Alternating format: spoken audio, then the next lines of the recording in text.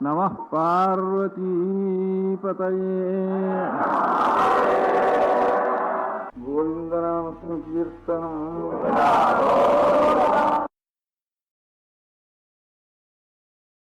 Om Narayanam Namaskritya Naranchaiva Narottamam Devim Saraswatim Vyasam Tato Jayamudirayet. Good morning, everyone. So we are continuing with the amazing stories of the Mahabharata after chanting the sloka, the Bharata sloka, as we always do. So we were hearing about the beautiful episode of the Pandavas in Ekachakrapura after Bhima destroyed Bakasura. Right? After we heard that whole story, and at the end of that, we heard this very interesting incident.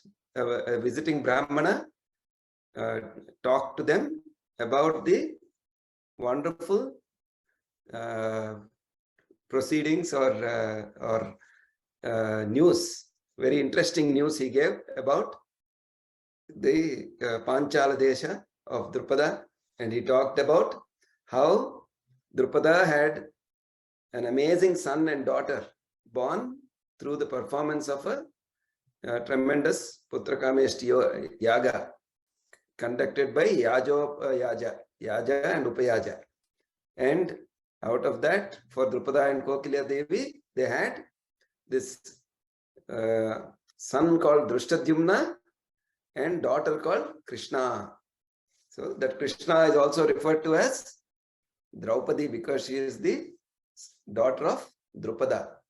So after hearing that amazing beauty and of that Krishna, that Draupadi, the Brahmana continued to tell these Pandavas, Drupada, on the advice of his Purohita, has fixed the Swayamvara of Draupadi in exactly 75 days from now. This Brahmana told the Pandavas, in 75 days from now, in Falguna Masa, in Shukla Paksha, when on the Ashtami day, on Rohini Nakshatra, the Swayamvara of Draupadi is going to happen. And for this, he is making very special arrangements. The Drupada, he has invited all the kings everywhere to come for that event. That Kampilya Nagara, his capital, is getting all bedecked for this amazing event of Draupadi Swayamvara. A stadium has been built for that. So many palaces have been built around that stadium for various kings to each have a palace of their own. So much wonderful arrangements Drupada has been making for this, his daughter Swayamvara. So giving this news, the Brahmana went his way. And Kunti could sense the mood of her children, that they are so eager now to go there. So she herself, being a nice mother, she said, "Oh, my dear children, we have been here so long and we have been doing so many things here. We have been a burden to this Brahmana for so long. We have been taking bhiksha from this place. Also, all the places around, all the nice forests and all the nice places here, we have already seen.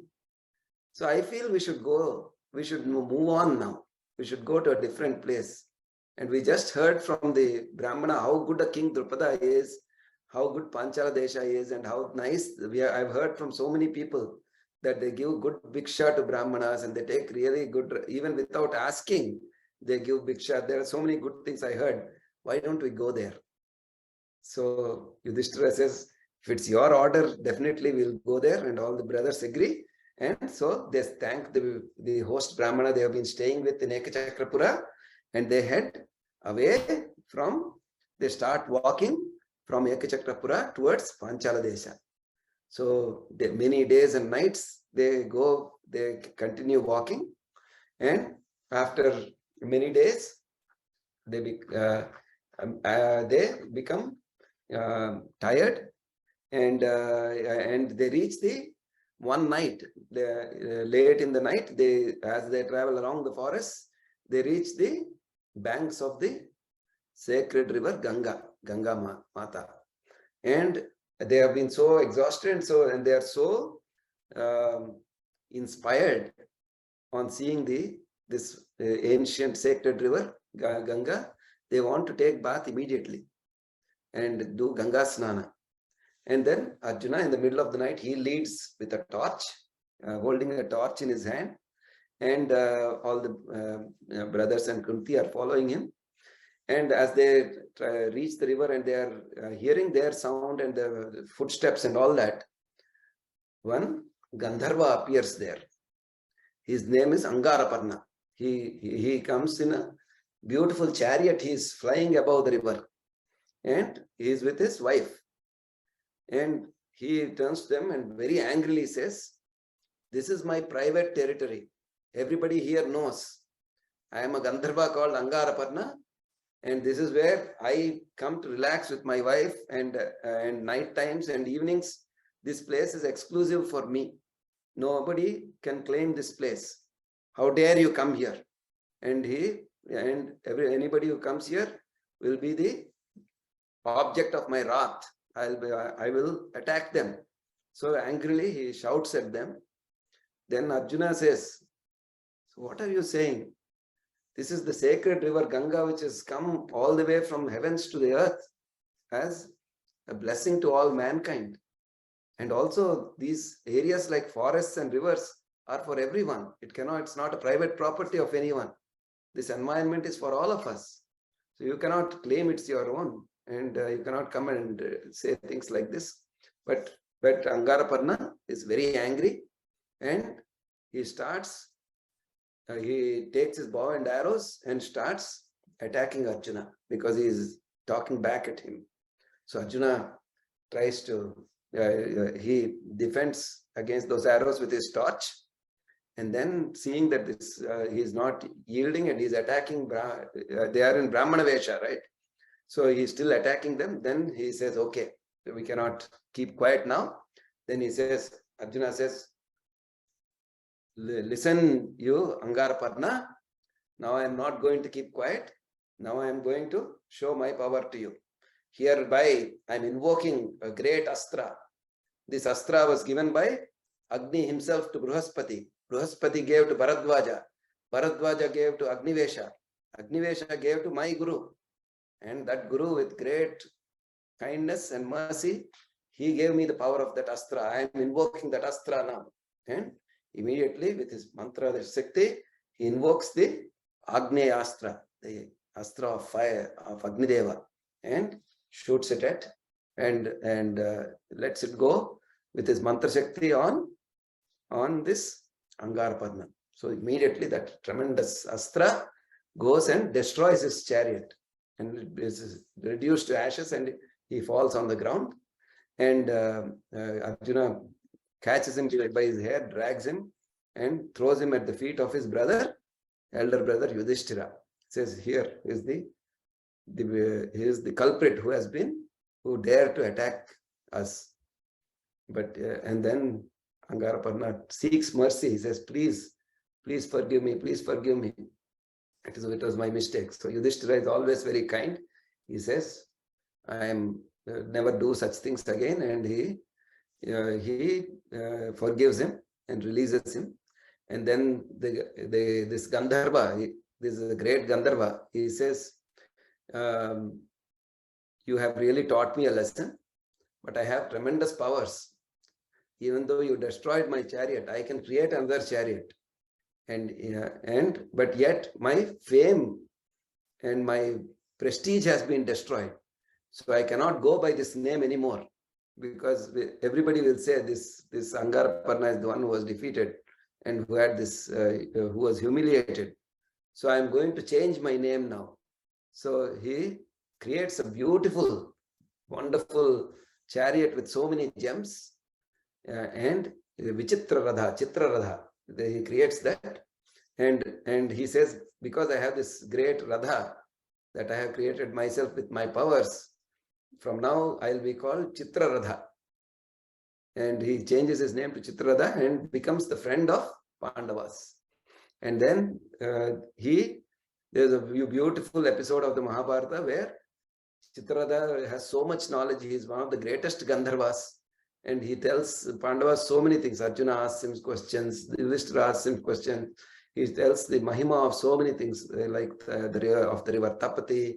He tells them about the Mahatmya of Vasishta. So many things they learn from this Chitraratha. This Chitraratha is one of the greatest Gandharvas. Even in the Bhagavad Gita, we hear from Bhagavan himself, Gandharvana Chitraratha. Among the Gandharvas, I am Chitraratha. That's what Sri Krishna says. So we hear about this wonderful episode. Then after that, they take leave of the Gandharva and they continue going. And they then reach a place called Utkochaka. And in that Utkochaka, there is a beautiful hermitage. And there is a rishi called Dhaumya there. The Pandavas, they stay with him. And they are very, very impressed with him. And they always had a feeling that we should find the right guru for us, the right purohita who will stay with us, who will always advise us. Because for any king or for any people who want to be great, a great advisor and a purohita is very important. So they feel they have found their purohita when they see this Dhaumya. So they bow to him, and Dhaumya accepts to become their purohita, and along with Dhaumya and Kunti and the Pancha Pandavas, all of them continue to head towards this Kampilya. Finally, they reach this amazing city of Kampilya, ruled by Drupada. It is an amazing, they see all the festivities in the town, such a festive atmosphere, so grand, so full of activity, because so many kings are coming, so many things are happening. Quietly, because they are in the guise of Brahmanas, without making any noise, they go and seek a residence. They actually stay in the house of a Kumbhakara, means a potter. And in a poor area, in a potter's house, they go and they stay there. And meanwhile, Drupada has made all the arrangements for the Swayamvara. He wanted Arjuna, but unfortunately he heard that Arjuna is not there, and all the Pandavas were destroyed in the Lakshagruhadhana. So he was very, very disappointed, because as we said last time, he had prayed for Draupadi to be married to, he wanted a daughter who would be married to Arjuna. So he decides, meanwhile his Purohita tells him, don't worry, just because you don't see them doesn't mean they are not there. They are very great people. Like that he advises him. But anyway, Drupada has that hope that he can find Arjuna or somebody like him. So he creates an amazing Swayamvara challenge. He gets a special bow made, which is very, very, very difficult to even lift or string. And that is the bow with which they have to shoot a target. And the target is created as an amazing machinery, which is revolving yantra, which has a fish revolving in the sky, up in the air.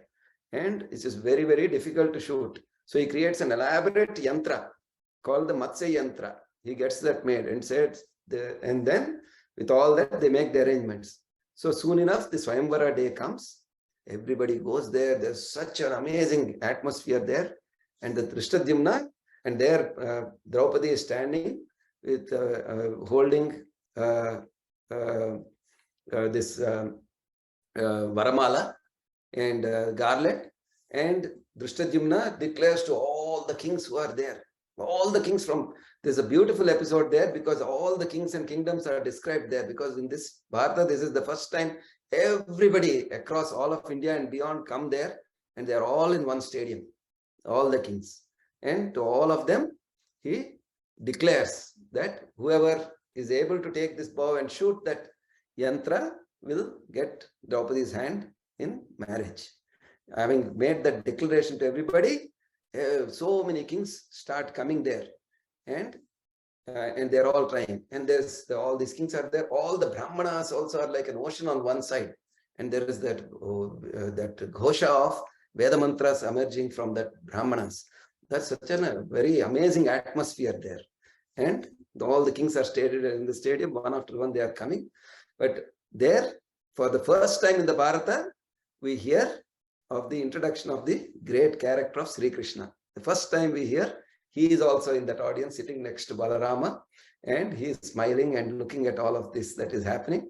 And he turns his eyes towards the Brahmanas that are all there, and spots these 5 great people who are standing there among the Brahmanas, and recognizing them.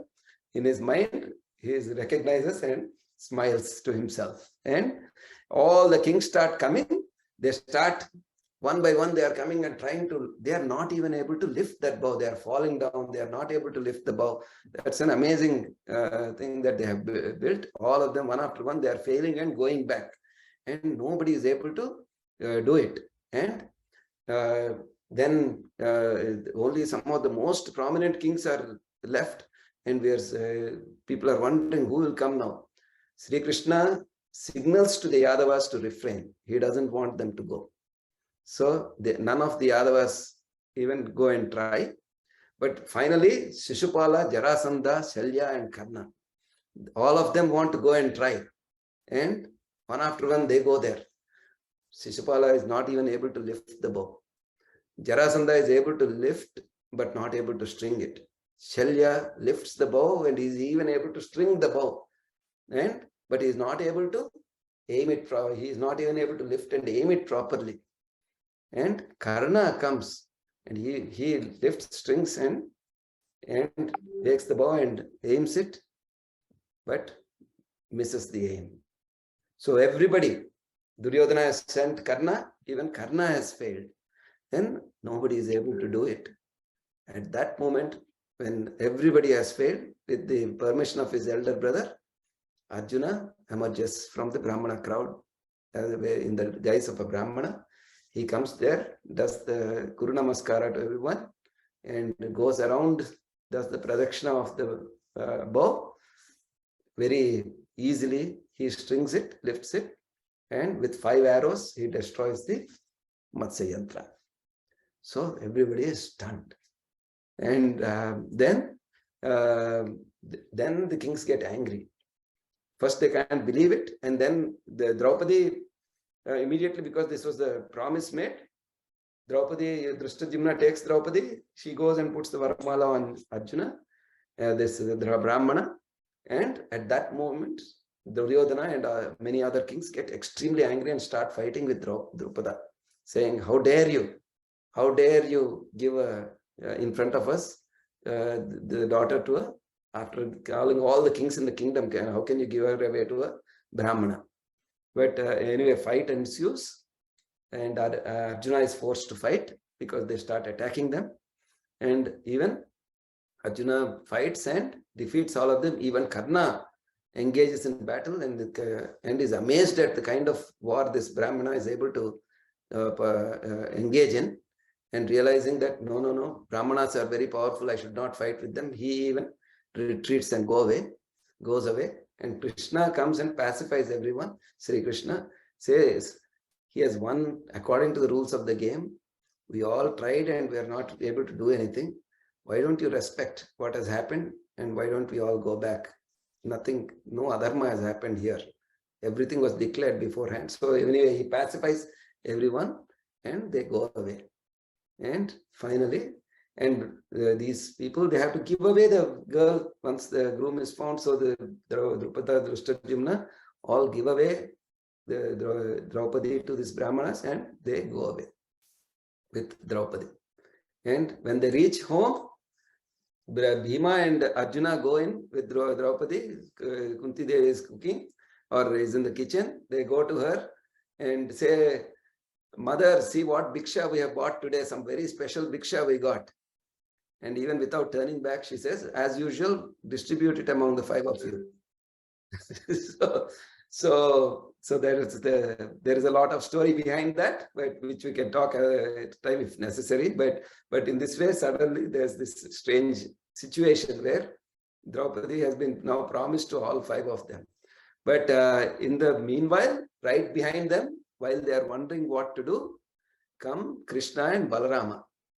And they are there. And and they come and recognize, introduce themselves. Kunti is their aunt, and they come and take their blessings. They do pranama to Yudhishthira. They give hugs to Arjuna. All the other brothers do pranama to them, and they all hug each other. Their cousins are meeting because they are the Kunti's own brothers' children, Balarama and Sri Krishna. So they all meet and they are very happy, and basically Yudhishthira is very surprised. He says, we are all in a secret form, we are not known to anyone. How did you come and how did you recognize us? Then Vasudeva, Sri Krishna smiles and says, even if you hide fire, how can fire be hidden? Don't you think I can't recognize you? So in this way, smiling, he comes and joins them. And this is the association of the Pandavas and Sri Krishna starts from that moment in the Mahabharata. With this, we'll conclude today this beautiful episode, which ends with the Draupadi Swayamvara. Next time, we'll go to another part of the Mahabharata. Om Narayanam Namaskritya Naranchaiva Narottamam Devim Saraswatim Vyasam Tato Jayamudirayet. Namaste.